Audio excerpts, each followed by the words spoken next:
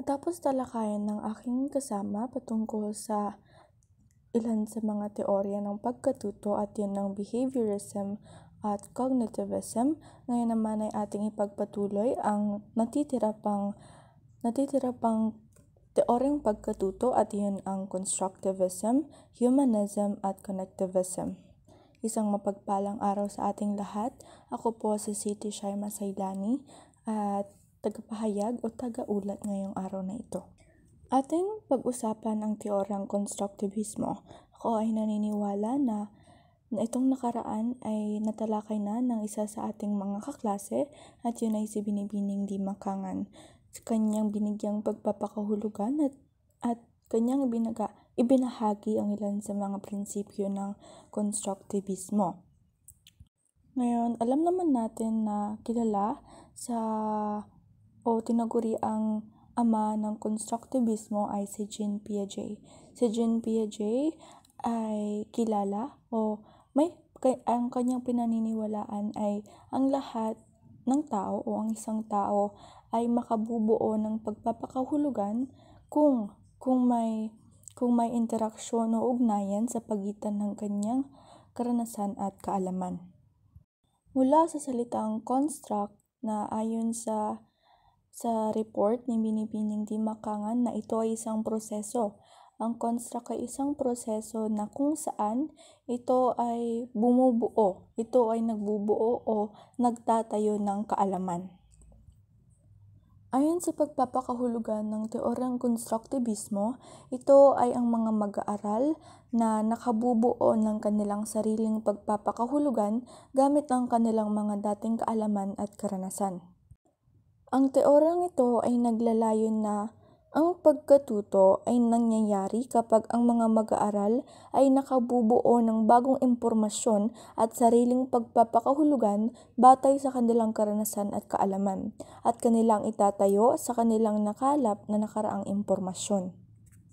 Sa madaling salita, ang teoryang konstruktivismo ay ang mga guro ay hindi lang basta-basta nagbibigay ng impormasyon, kundi ang mga mag-aaral o bagkus ang mga mag-aaral na ang bumubuo ng sariling pagpapakahulugan sa pamamagitan ng kanilang karanasan at kaalaman. Ngayon ay tayo ay dumako sa mga prinsipyo ng teoryang konstruktivismo. Sa unang prinsipyo ng teoryang ito ay sinasabi na ang kaalaman ay binubuo ng mga mag-aaral, na kung saan ang mga mag-aaral na ito ay siyang tumatanggap ng bagong impormasyon. Gaya ng sinabi ko kanina, sila ay bumubuo o makatatanggap ng bagong impormasyon sa pamamagitan ng pagpasok nila o pagtayo nila sa kanilang naunang nalaman o ito yung mga tinatawag nating prior knowledge. Ikalawa, ang pag-aaral ay nagaganap sa pamamagitan ng pagbibigay kahulugan. Ito, sa prinsipyong ito ay naglalayon na sa pamamagitan ng pagbibigay kahulugan ay mas lalong lumalawak ang pagpapakahulugan ng isang mag-aaral. Isinasaad din sa prinsipyong ito na ang pag-aaral ay isang aktibong proseso na kinakailangan ng aktibong partisipasyon ng mga mag-aaral sa proseso pati na rin sa mundo. Next, ating alamin ang mga mahalagang salik ng teoryang konstruktivismo. Una rito ang mga nakaraang kaalaman o mas kilala sa termino na the prior knowledge. Itong prior knowledge na ito ay makatutulong o magsisilbing kasangkapan sa teoryang ito na makabubuo ang isang mag-aaral ng bagong impormasyon sa pamamagitan ng kanilang prior knowledge. Next, tunay at totoong mga problema. Itong salik na ito ay makatutulong sa pagkatuto ng mga mag-aaral dahil sa pamamagitan ng pagiging expose sa tunay at totoong mga problema ay magkakaroon ka ng mga karanasan at maaaring makatulong sa mga mag-aaral na magkaroon ng bagong impormasyon. Meron din tayong tinatawag na constructivist curriculum. Ito ay isang uri ng kurikulum na pinahihintulutan ang mga mag-aaral na magkaroon ng sariling pagpapakahulugan batay sa kanilang karanasan at kaalaman. At sa pamamagitan ng ganitong curriculum ay nagkakaroon ng mas malalim na pag-unawa, kritikal na pag-iisip ang mga mag-aaral. Sunod naman dito ay ang social na interaksyon. Alam naman siguro nating lahat na ang social na interaksyon ay nakatutulong sa atin lalo na sa pagkatuto dahil sa pamamagitan ng social na interaksyon ay mas nagkakaroon tayo o mas marami ang nakakalap nating impormasyon sa pamamagitan ng social na interaksyon. Next naman, ang constructivist assessment. Ito ay isang uri ng pagtatasa o pagsusuri sa mga prinsipyo ng teoryang konstruktivismo. Ngayon, ito sa salik na ito ay naglalayon na ang mga guro ay hindi lamang sila basta-basta nagbibigay ng mga grado, bagkus sila ay nagbibigay ng mga assessment sa pamamagitan ng like for example, reflection, mga proyekto na kaugnay sa pag-enhance ng kanilang pagkatuto.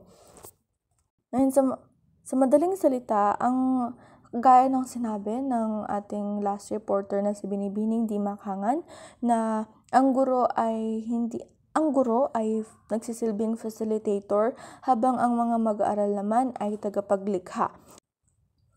Ngayon naman ay tayo ay dumako sa teoryang humanismo o humanism. Narito naman si Abraham Maslow na siya ay tinaguriang ama ng human psychology.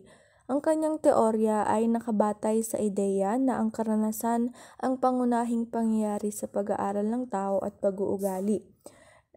Ito ay ang kanyang teorya ay naglalayon na sinasabi niya na sa pamamagitan ng karanasan ay natututo at nababago ang pag-uugali ng tao.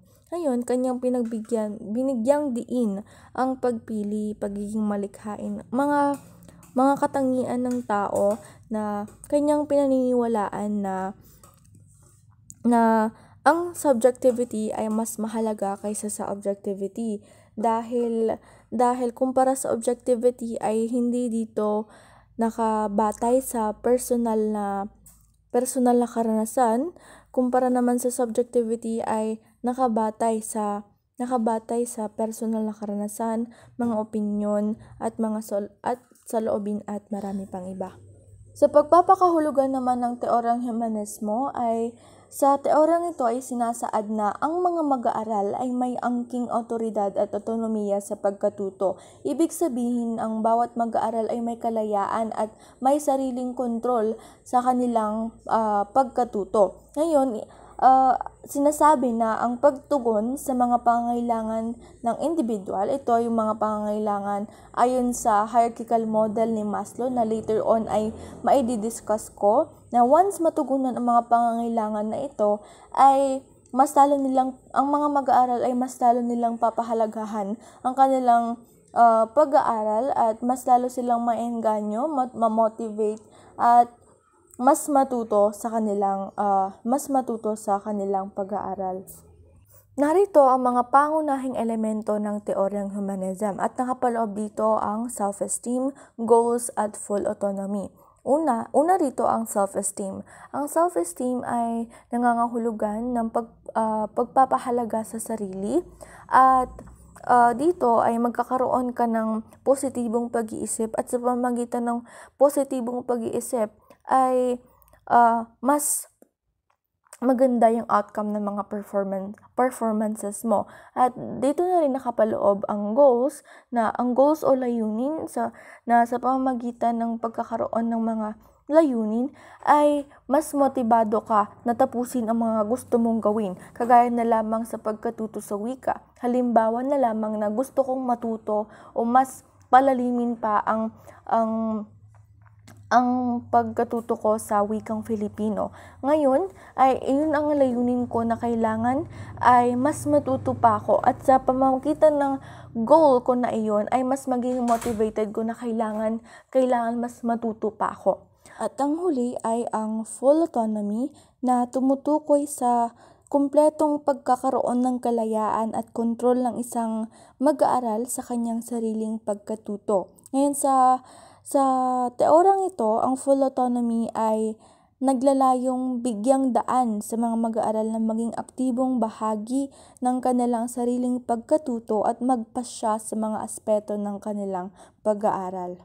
At mayroon ding prinsipyo ang teoryang humanismo at una rito ang student choice o nangangahulugan. Ito ay ang kalayaan na mamili ang mga mag-aaral parang konektado rin siya sa full autonomy na ang mga mag-aaral ay may kakayahan na mamili sa kung ano man ang gusto nila sa plano nila sa kanilang sariling pagkatuto.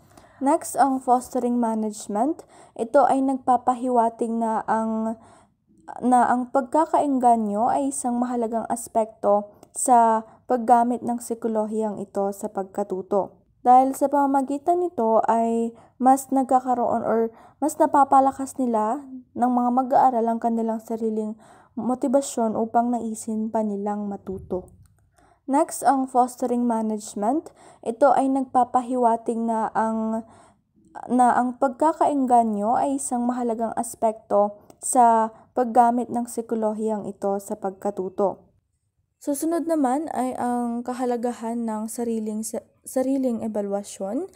Ito yung mga mag-aaral na magkakaroon sila ng sariling pagsusuri. Halimbawa na lamang ang isang mag-aaral ay kinakailangan niyang, halimbawa na lamang ako na kinakailangan kong mas matuto pa sa wikang Filipino na sa pamamagitan ng aking sariling ebalwasyon ay makikita ko na kailangan kong mas pagtuunan ng pansin ang gramatiko kumpara sa panitikan. Parang ang mga mag-aaral ay ma-monitor nila at magkakaroon na sila ng sariling ebalwasyon na kinakailangan nilang mas husayan pa sa ganitong larangan o sa pagkatuto at kinakailangan pa nilang mag-focus sa ganitong bagay. Next, feelings and knowledge are interconnected. Ito yung mga guro ay naniniwala sa kaalaman at damdamin ay magkasamang nag-uugnay sa proseso ng pagkatuto. Ito ay nagpapahiwatig na ang damdamin at kaalaman ay magkakaugnay sa proseso ng pagkatuto. Dahil ang kaalaman ay hindi lamang tungkol sa pagkuha ng impormasyon bagkus pati na rin sa pagtuklas at pag-unawa sa mga damdamin. Sa madaling salita, ang damdamin ay nagbibigay ng kahulugan at koneksyon sa kaalaman, habang ang kaalaman naman ay nagpapalawak at nagpapalalim sa mga damdamin ng mga mag-aaral. At ang huli, ang safe learning environment. Ito yung mga mag-aaral na kinakailangan maramdaman nila na nasa kaligtasan sila sa pagdating man sa mapapisikal man yan, mental at emosyonal. Ngayon, ang pagkakaroon ng ligtas na kapaligiran ay nagbibigay ng pagkakataon sa mga mag-aaral na mag-focus sila at maglaan ng pansin sa kanilang pag-aaral dahil dito ay napapahintulutan sa mga mag-aaral na ito na magpakatotoo at maipahayag nila sa kanilang mga kaisipan at kanilang mga sarili at mag-explore sila sa mga bagong kaalaman nang walang takot o pag-aalala. At narito ang hierarchical model ni Maslow o mas kilala bilang hierarchy of needs. Nakapaloob dito ang physiological, safety, belongingness, esteem at self-actualization. Una, ang physiological. Ang physiological ay tumutukoy sa mga pangangailangan ng ating pisikal na katawan. Narito yung pangangailangan sa pagtulog, sa pagpapahinga, sa pagkain at pag-inom ng tubig. Ikalawa naman ay ang safety o ang kaligtasan. Ito rin ay nakapaloob dun sa safety learning environment na nabanggit ko kanina. Ngayon ang safety na kinakailangan matugunan sa pangailangan ng tao ay kailangan maramdaman ng isang tao na ligtas sila sa kapaligiran nila nang walang pag-aalinlangan. Next, ang belongingness. Ito yung pagkakaroon ng interaksyon sa ibang tao gaya na lamang ng pakikipagkaibigan, pakikipagsalamuha, at iba pa. At sa pamamagitan nito ay nagkakaroon ka ng bagong impormasyon sa pakikipag-interact sa ibang tao. Ikaapat naman ay ang esteem. Ito yung pagkakaroon ng pagpapahalaga sa sarili at nagkakaroon ka ng positive mindset at nagiging motibado ka sa lahat ng bagay na nakatutulong sa pagkatuto. At ang huli, ang pinakamataas na antas ng model na ito ay ang self-actualization. Ngayon, ang self-actualization ay naglalayon na mapabuti ang kabuuan ng pagkatao ng isang mag-aaral. At ang huling teorya na ating pag-uusapan ay ang teoryang connectivism. Sa teoryang connectivism, ito ay inilunsad ni George Siemens noong 2005 bilang isang tugon sa pagbabago ng teknolohiya at pag-unlad ng digital na mundo. Kanyang isinaad na ang isang komunidad na nagsama-sama na magkakatulad na layunin at interes ay nagbibigay daan para sa pagkikipag-ugnayan, pag-uusap o pag-iisa at nagkakaroon ng pagkakaintindihan ng mga individual. Ngayon, ang teoryang connectivism ayon sa definisyon na ito ay ang mga mag-aaral ay kinakailangan na ipagsama-sama o iugnay ang kanilang mga impormasyon, mga ideya na siyang magagamit sa pamamagitan ng in a useful manner. Na ngayon ay sa kabuuan ay natanggap na ang teknolohiya ay naging malaking parte sa proseso ng pag-aaral o ng pagkatuto. Naglalayon din sa teoryang ito na ang impormasyon ay hindi lamang makikita sa isang individual na kaisipan, bagkus makikita rin ito sa koneksyon ng iba't ibang tao at maging mga kagamitan at ang teknolohiya. Mayroong tinatawag na nodes at links ang teoryang connectivism. Una, ang nodes ay pumapatungkol sa koneksyon na naglalaman ng impormasyon o kaalaman na maaari maging bahagi ng proseso ng pagkatuto. Sa madaling salita, ito yung napagkukuhanan ng impormasyon o yung source. Kumbaga, makukuha to sa tao, sa isang bagay at iba pa. Halimbawa na lamang dito ay mapagkukuhanan natin ng impormasyon o kaalaman ang ating mga guro. Hindi ho ba? Maging ating mga kaklase na nag-share ng kanilang mga ideya at kanilang mga karanasan. Habang sa kabilang banda naman, ang links ay ito ay mga koneksyon o mga ugnayan na nag-uugnay sa mga mag-aaral sa iba't ibang mapagkukunan ng impormasyon at mga tao. Ito ay tumutukoy o ang isang mag-aaral ay may kakayahan na mag-explore sa iba't ibang connection o sa iba't ibang sources. Kagaya na lamang ng mga articles na maaaring bumase ka dun sa mga ilang article na makukuha mo o makakalap mo, maging social media na napakalawak na pwedeng mapagkuhanan ng impormasyon na makikita mo dito yung iba't ibang perspective ng mga mapagkukuhanan mo ng kaalaman. Sa madaling salita, ang links ay ito yung mga koneksyon na naiugnay mo sa mga mapagkukunan mo ng impormasyon. At narito ang mga prinsipyo ng teoryang connectivism. Una rito, ang learning is a process of connecting. Dito sinasabi na ang pag-aaral ay isang proseso ng pag-uugnay na kung saan halimbawa na lamang ay may mga ideya na tayo kung ano ang Filipino, right?